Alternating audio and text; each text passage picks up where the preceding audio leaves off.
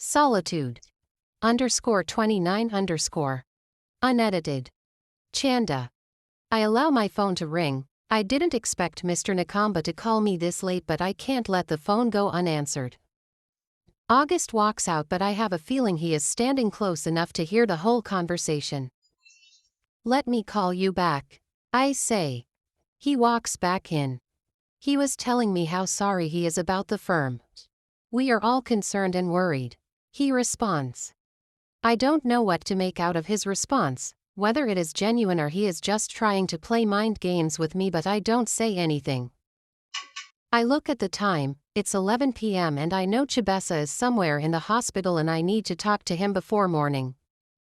Don't you want to rest? You should go home. I will be okay here, I say, trying not to look in his eyes because he might notice that something is fishy. I promise to stay the night with you. And I appreciate that, but you too need to rest. Look at me. I am comfortable here.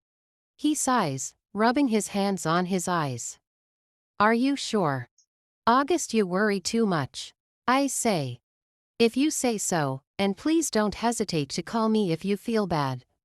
I will leave my number with the nurse too, he says, kissing my forehead. Get some sleep, Mr. Cochrane. You too, Ms. Chanda. I wait 5 minutes before calling Chibesa and he comes almost immediately. I thought he wouldn't leave. I had it under control. He looks at me with pride. What? You really did it? A few broken bones won't kill me. And the firm? She couldn't have it, not in my wildest dreams, I say, sitting upright. What now? Mr. Nakamba will prepare all the paperwork, then tomorrow we can review them. Nella doesn't know how much money the firm had. Even if she does, we will have to find a way of convincing her that the workers need to be paid off. That's where I come in. Yes, accounts is your field, Chibesa. Do the numbers and make it look real. I will later tell her about the offer that Mr. Nakamba is offering, and obviously we will have to take it. It's the only way to get it back up.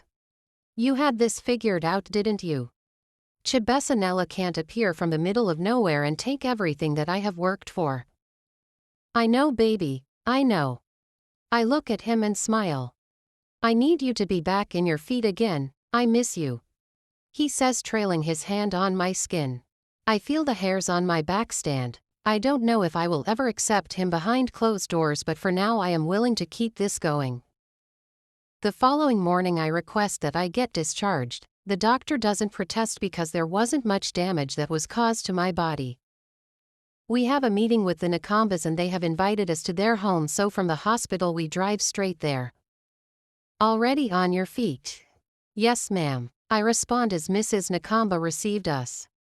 Call me Gertrude. Chanda. Good morning, Chibesa.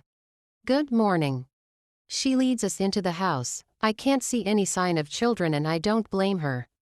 She is a very beautiful woman and I think children would just ruin her figure. Please make yourselves at home, let me get Matthias. A minute later a lady who looks like a house help comes through and hands us some refreshments. This is a beautiful house, I compliment immediately. Gertrude comes back. Thank you, she says. I am trying to read her mind. She seems too composed for my liking. There is something conniving about her behavior.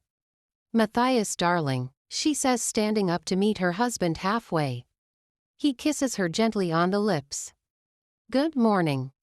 Good morning, baby, she responds, blushing.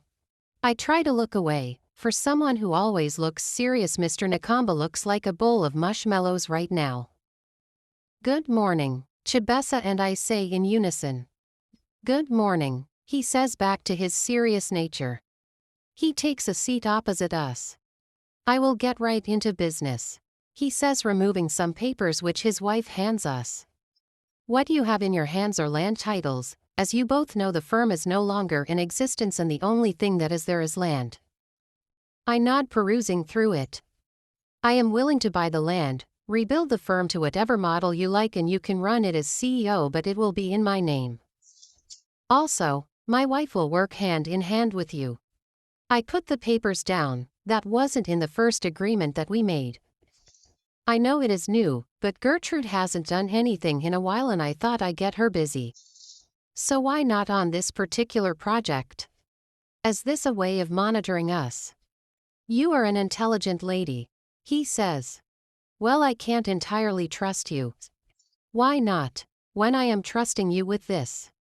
You are not trusting me, Chanda. This is called business and you are gaining a huge profit out of it. We will take it, Chibesa responds. Well and good. Gertrude stands up and brings some more papers. This is the lease agreement that you need to sign.